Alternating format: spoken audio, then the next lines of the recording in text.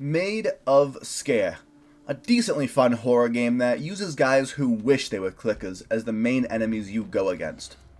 And when I say go against, I really just mean hide and walk away from. Literally, walk away. Yeah, no combat in this game, which isn't always a bad thing, and to be fair, this game does have a way to fight them, but it's just the Call of Duty Zombies summoning key that puffs out a sound wave to hurt their ears and stall them.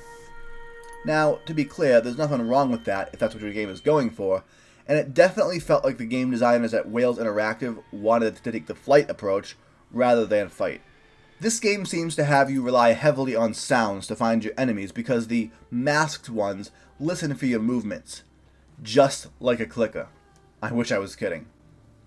Now again, not a bad thing, except for when each one of their footsteps sound like on every single movement, which doesn't help when the enemies aren't even near you, but they sound like they're either a foot in front of you or behind you, which just makes you question everything.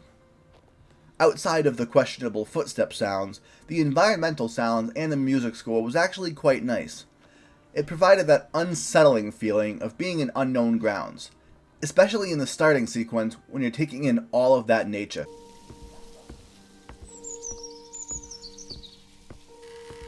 Whoever worked on those sounds, good work. As well as the audio logs every time you save your game, which I actually think is a really cool way of providing the player with backstory. What? Who's there? How long have you been there, Uncle? Oh, don't stop, lass. Go on. Gameplay itself was at times confusing, and I did end up having to look up a walkthrough at one point for a puzzle because I just had zero context of what to do next. But outside of that, so long as you're paying attention, you can eventually figure things out. It was also pretty simplistic in terms of what you're able to do.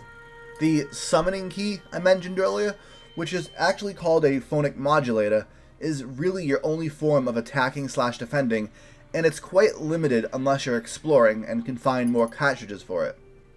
To me, it felt like they wanted you to walk around slowly and quietly rather than running through everything. Speaking of running, yes, you can run, but running drains stamina, and evidently so does crouching. I went to teabag at one point and realized that I was running out of breath from just that. At this point, I realized I'm playing as a man who's so out of shape, he needs to apply to be on The Biggest Loser. No, but seriously, it really does contribute to feeling like the designers want to slow you down as much as possible. Also, it's a little bit annoying that there is no stamina bar. They seem to have this stamina system, but there's no HUD to tell you how much stamina you currently have. Though I guess that contributes to some immersion, which, cool I guess. I should also quickly mention, there are no weapons to use beyond the phonic modulator. Oh, and you do get some sort of whiskey or tonic to heal yourself up. But that's it. Just collect keys or other important items to progress. Oh, and alongside avoiding the masked ones, definitely avoid the purple gas they drop, as well as the random bubbles that just happen to be in the most convenient spots for trouble. If you need to run through either, just hold your breath, which you can do for a total of 18 seconds, give or take, I counted, before it automatically makes you breathe. I didn't test around to see if you had to recharge the breath holding again to get the full 18 seconds or so, but there was no stamina bar or anything, so I assumed it wasn't the case. Speaking of the bubbles and their level of convenience in the map, the level design itself was for the most part straightforward. It had the classic, this pathway just happens to be conveniently blocked off, so you must go this way scenarios, but the layouts themselves were nicely laid out and provide the player agency to, for the most part, choose how you want to get around. The bubbles themselves block off certain pathways so that you have to hold your breath to walk through them, and it provides you with a shortcut if you choose to do so, which is nice.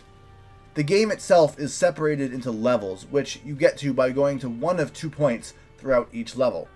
One at the beginning and one at the end, and it's all just a giant loop, which makes sense because the game is entirely set at this Sker hotel on this island, but it makes use of different areas beyond just being inside the hotel, so it adds some nice narrative to the place. Last thing I want to touch on is the atmosphere and the lighting. This game has some beautiful areas, and in some parts the lighting really accentuates it. I will say it felt forced to have those lights beaming through the windows in the hallways, because to me it felt slightly unnatural when all the lights are beaming straight into the center of the hallway rather than all of them facing one direction like light would naturally do, especially after a 90-degree turn. But there are some spots where it looks really nice. It didn't always just feel like the area I was in was dark for the sake of being dark and creepy. Outside of some of the windows feeling forced and the convenient lamp or two, the atmosphere helped keep me immersed, which was great. The caves even had some nice lighting.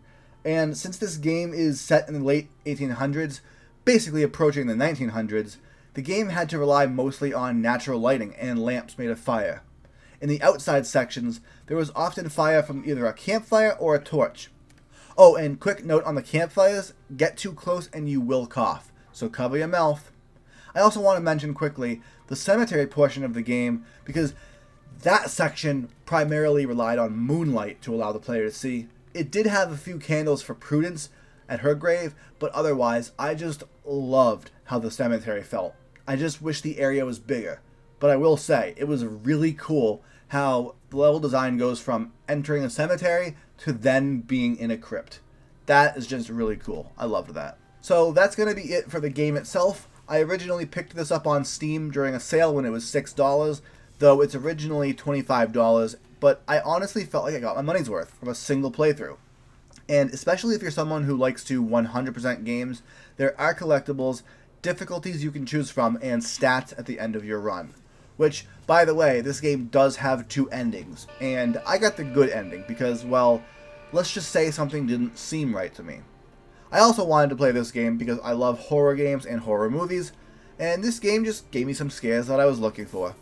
So if you're into horror and this game goes on sale, I would say grab it. Oh, and one last thing, for those of you who ask the question, Jason, yes, you can pet the dog, and you get an achievement for it. But, just don't get attached. Anyways, that's it for this review. I'll give this game 6 Annabelles out of 10. So if you enjoyed this video and you have suggestions for other horror games I should review, leave a comment down below. Thanks for watching, and I hope to see you in a future video.